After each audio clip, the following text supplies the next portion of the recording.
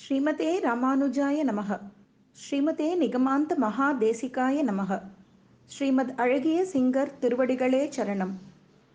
ஸ்ரீமத்யை விஷ்ணு சித்தார்ய மனோநந்தன ஹேதவே நந்தநந்தன சுந்தரியை கோதாயை நித்யமங்களம். திருப்பாவை பாசுரம் 16. நாயகனாய் நின்ற நந்தகோபனுடைய நாயகனாய் நின்ற நந்தகோபனுடைய கோயில் காப்பானே கொடி தோன்றும் தோரண வாயில் காப்பானே மணி கதவம் தாழ்த்திரவாய் ஆயர் சிறுமிய ரோமக்கு அரைபறை மாயன் மணி வண்ணன் நென்னலேவாய் நேர்ந்தான் தூயோமாய் வந்தோம் துயிலெழப் பாடுவான் வாயால் முன்னம் முன்னம் மாற்றாதே அம்மா நீ நேய நிலை கதவம் நீ கேலோரெம்பவாய் நாயகனாய் நின்ற. இப்போ மிகவும் உன்னதமான பாசுரம் 16ஆம் பாசுரம். இந்த பாசுரத்துல தான் அத்தனை தோழிகளும் எல்லாரும் ஒன்று சேர்ந்து நந்தகோபனுடைய பவனத்துக்கு வரா. அதாவது முதல்ல கிருஷ்ணர் பிறந்தது மதுரா, அந்த சிறைச்சாலையில பிறந்தார். ராவோட ராவா வசுதேவர் தூக்கின்னு வந்து கோகுலத்துல விட்டுடுறார். கோகுலத்துல ஒரு வருஷம் 2 வருஷம் தான் அங்க இருந்தா. அதுக்குள்ளேயே அவருக்கு அந்த பூதகி சகடாசுரன் அது எல்லாத்தையும் இந்த கம்சன் அனுப்புறதுனால அங்கேயும் வந்து கொஞ்சம் கிருஷ்ணரோட உயிர் ஆபத்து அப்படின்னு சொல்லிட்டு உடனே வேற இடத்துக்கு வந்துடுறா. அதுதான் நந்தகாவ்ன்ற இடம். இந்த நந்தகாவத்துல தான் வந்து நந்தகோபனுடைய பெரிய அரண்மனை இருக்கு. இன்னைக்கும் போகலாம், இன்னைக்கும் போய் எல்லாரும் நந்தகாவல போயிட்டு அந்த நந்த பவனத்தை பாருங்கோ. இன்னைக்கும் அங்க பசுமாடுகள்லாம் இருக்கு. நம்ம கையாலே பசுமாடெல்லாம் தொடலாம். அவ ஏதாவது தானம் பண்ணணும்னு சொல்லுவா. நம்ம கையாலே வக்கல் எல்லாம் வாங்கி இந்த புல்லு இந்த பசுக்கு என்ன வேணுமோ தீவனால நம்ம கையாலே நம்ம கொடுக்கலாம். அந்த நந்த பவனம் இப்ப அதை கோயிலா வச்சிருக்காது. அப்படியே இன்னைக்கும் போலாம். அதே அந்த இடத்துல நீங்க யார் உள்ள போனாலும் இந்த பாசுரத்தை சேவிச்சுட்டே உள்ள போகும்போது நாயகனாய் நின்ற நந்தகோபனுடைய கோயில் காப்பானேன்னு அப்படியே நம்மளை மறந்தே நமக்கு நம்ம வாயில அந்த பாசுரங்கள் வந்து அப்படியே வந்துடும். நமக்கு நம்ம அதை அவ்வளோ அனுபவிக்க போறோம் இன்னைக்கு. அதனால வந்து நம்ம இப்போ தயாரா இருக்கலாம் எல்லாரும். இப்போ இந்த 15 பாசுரம் வரைக்கும் நம்ம பார்த்தோம். எல்லா தொழில்களையும் கூப்பிட்டு எழுப்பி வந்தாச்சு. அதாவது மொத்த ஜீவாத்மாக்களுக்கும் ஒரு அரைக்கூவல் மாதிரி சொல்லிட்டு எல்லாரும் வாங்கும். நம்ம ஆச்சாரியன் அனுகிரகத்துல நம்ம இப்ப பெருமாளை நம்ம பார்க்க போறோம் அப்படிங்கிற அந்த ஒரு இதுலதான் உட்பொருளோட தான் இப்ப இந்த பாசுரத்தை நம்ம தொடங்க போறோம். இப்ப என்ன பண்றா, அத்தனை தோழிகளும் வந்துட்டான். இப்ப நந்த பவனத்துலதான் கண்ணன் இருக்கான். இப்ப விடிகாலங்கத்தால அவ வந்து சேர்ற நேரம் வந்து நிக்கிறா. முதல்ல அந்த அரண்மனைக்கு வெளியில், அரண்மனை விடிகாலங்கிறதால ஏன்னா ராத்திரி அந்த கதவு சாத்தியிருப்பா, உள்ளுக்குள்ள அந்த மெயின் டோர் சாத்தியிருப்பா. அதுக்கும் தாண்டி வெளியில தான் அந்த அரண்மனையோட வாசல்ல செக்யூரிட்டி கார்ட்ஸ் நிக்கிறா. அந்த துவாரபாலகர்கள் மாதிரி 2 பேர் நிக்கிறா. அவள்கிட்ட முதல்ல வந்து அத்தனை பேர் வந்து நிக்கச்சு. அவ அந்த வாயில் காப்பாளர்கள் எல்லாம் பாக்குறா. அப்படியே பார்த்து நீ அத்தனை பேரும் இவ்வளவு குரூப்பா வந்திருக்காள். எல்லாம் 2 பேரும் அந்த என்னம்மா என்ன விஷயம் ஏது விஷயம் உள்ள காத்தால வந்திருக்கேன் எல்லாம் கேட்கலாம். ஆனா இத்தனை பேர் வந்ததுக்கு அப்புறம் அவ மனசுக்குள்ளே பெருமாள் அந்த வாயில் காப்பான் மனசுக்குள்ள கூட பூந்து அவளால எதுவும் பேச முடியாத அளவுக்கு பண்ணிட்டார்.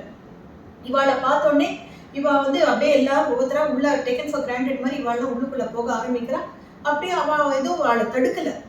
இவாளை பார்த்துட்டு அப்படியே ஒண்ணுமே இவாளை எதிர்த்து பேசல, எதுவும் பேசல. அவளும் நல்லபடியா உள்ள விட்டோன்னே இவாளும் கிடுகிட உள்ளுக்குள்ள வரா. உள்ளுக்குள்ள வந்து பார்த்தா கதவு வந்து அடைச்சிருக்கு. நல்ல மணிக்கதவம், அப்படியே நல்ல அந்த மணிகளால செய்யப்பட்ட நல்ல கடினமான ஒரு மர கதவுகள் இதெல்லாம் அப்படியே. அதனால அந்த மணிக்கதவம் அப்படியே சாத்தியிருக்கு. அதுக்கு வாசல்ல அந்த மணிக்கதவத்தோட வாசல்ல வேற 2 வாயில் காப்பான்லாம் நிக்கிறா.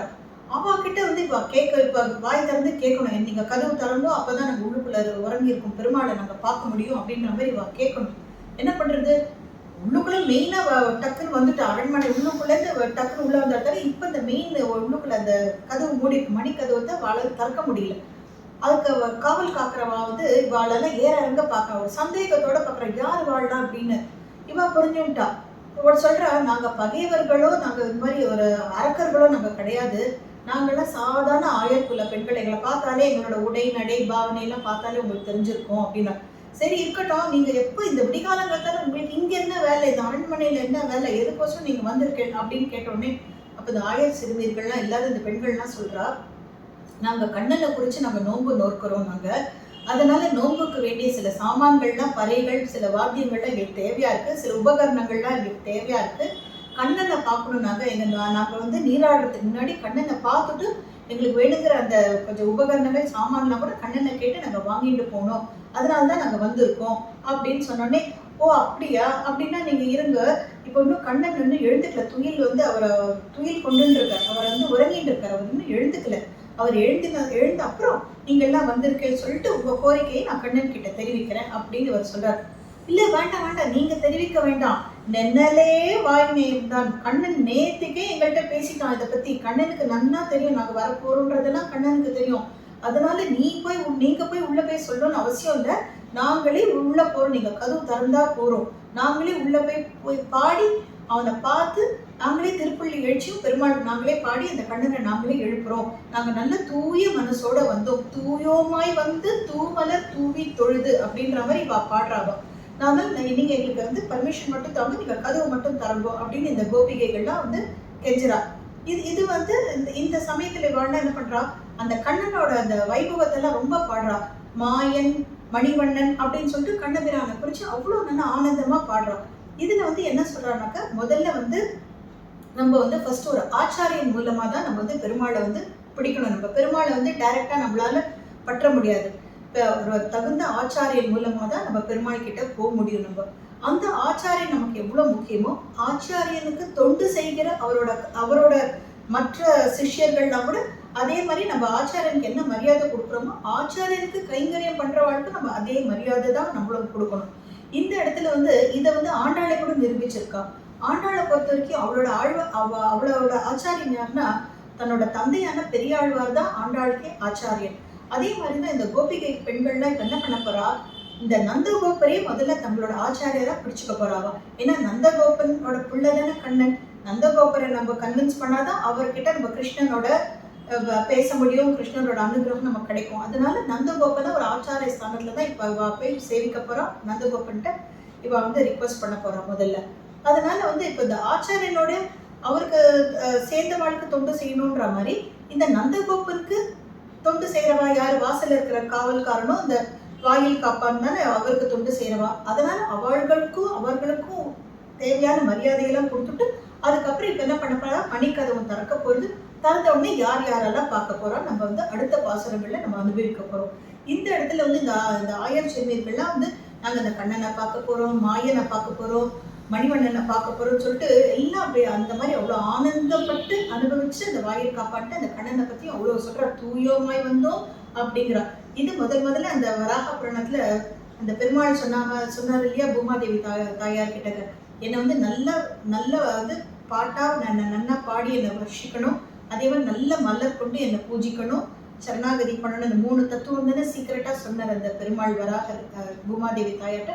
அதுதான் இந்த கோபிகைகளும் நமக்கு இதை வந்து இந்த பாசுரத்தின் மூலமும் சொல்றா. தூயோமாய் வந்தோம்னா உடல் அளவுலையும் தூய, எண்ணத்தளவுலையும் நாங்கள் தூயமா இருக்கோம் நாங்க.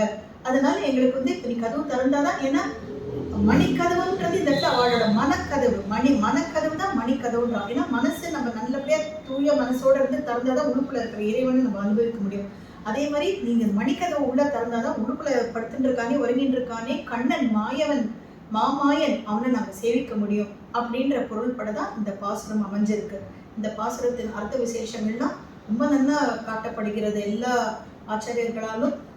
இதனோட விளக்கவரை நம்மளால் இயன்றாலும் நம்ம இன்னைக்கு அனுபவிச்சோம். அடுத்ததாக ஒரு ஸ்டேஜா நந்தகோபனை பார்க்க போறா, யசோதையை பார்க்க போறா, பலராமனை பார்க்க போறா, நப்பிண்ணியை பார்க்க போறா, கிருஷ்ணனை எழுப்ப போறா.